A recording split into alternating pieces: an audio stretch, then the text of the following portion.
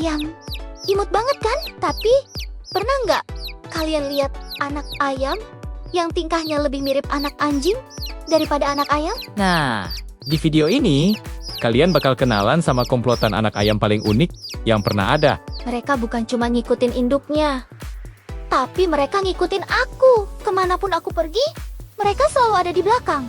Lari-lari kecil dengan kaki mungil mereka. Awalnya aku juga kaget.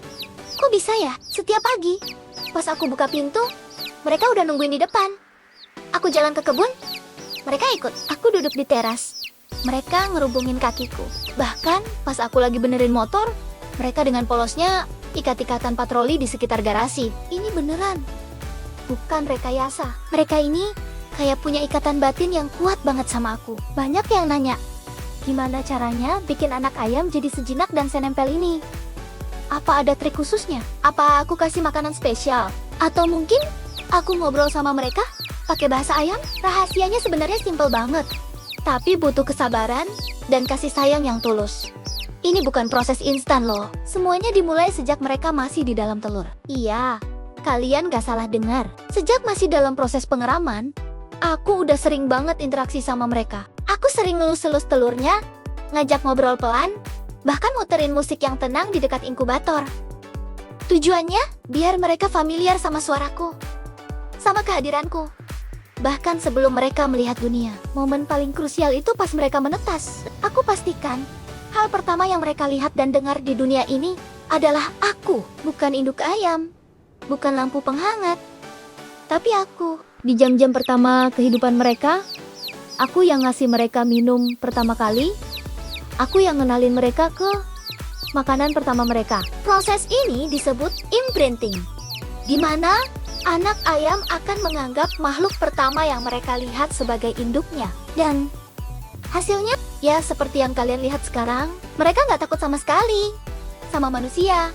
Khususnya aku, mereka malah nganggap aku ini induk raksasa mereka. Kalau aku panggil, mereka langsung nyamperin. Kalau aku jongkok, mereka langsung pada naik ke pangkuan, nyari kehangatan. Gemes banget pokoknya. Tentu aja, punya pengawal pribadi kayak gini, ada suka dukanya. Sukanya, ya jelas, setiap hari aku dapat hiburan gratis. Tingkah mereka yang lucu dan polos itu bisa langsung bikin mood jadi bagus. Mereka ini mood booster terbaik. Nggak ada yang lebih nyenengin daripada disambut sama gerombolan bola bulu kuning setiap pagi. Dukanya, kadang suka repot juga. Aku harus super hati-hati kalau jalan. Takut nggak sengaja nginjek mereka. Mereka kecil banget dan suka lari-larian di antara kaki. Pas lagi kerja di luar, juga harus ekstra waspada. Karena mereka bisa tiba-tiba muncul. Entah dari mana. Pernah sekali, aku lagi nyapu halaman. Sapunya malah mereka kira mainan. Jadi pada enggaya-renggahar ujung sapu. Jadinya bukan bersih, malah makin berantakan. Merawat mereka juga butuh perhatian khusus. Selain makanan dan minuman yang harus selalu tersedia, kehangatan itu penting banget. Anak ayam rentan banget kedinginan. Jadi, aku siapin kandang khusus dengan lampu penghangat. Terutama untuk malam hari. Kebersihan kandang juga nomor 1. Biar mereka sehat dan terhindar dari penyakit. Banyak yang mikir, paling nanti kalau sudah besar juga bakal liar lagi. Nah, ini yang menarik. Karena ikatan yang sudah terbentuk dari kecil ini kuat banget, bahkan setelah mereka tumbuh jadi ayam dewasa, kebiasaan ini seringkali tetap ada. Mereka mungkin gak akan lari-larian segesit waktu kecil, tapi mereka akan tetap mengenali aku sebagai induk mereka. Mereka akan tetap nyaman berada di dekatku. Di video-video selanjutnya, aku bakal tunjukin perkembangan mereka dari hari ke hari.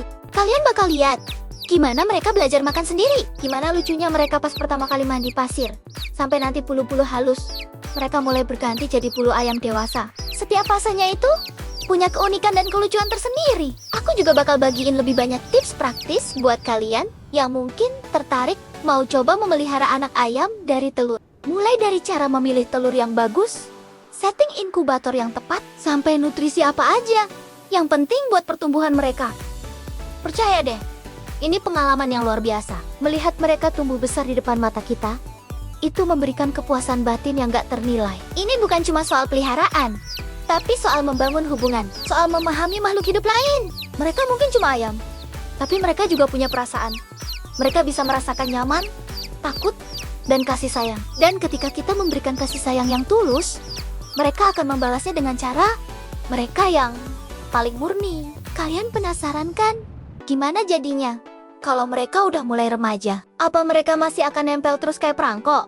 Atau mulai punya dunianya sendiri? Nah, makanya jangan lupa buat ikutin terus petualangan aku bareng pasukan mungil ini. Kita bakal lihat bering-bering transformasi mereka dari anak ayam imut.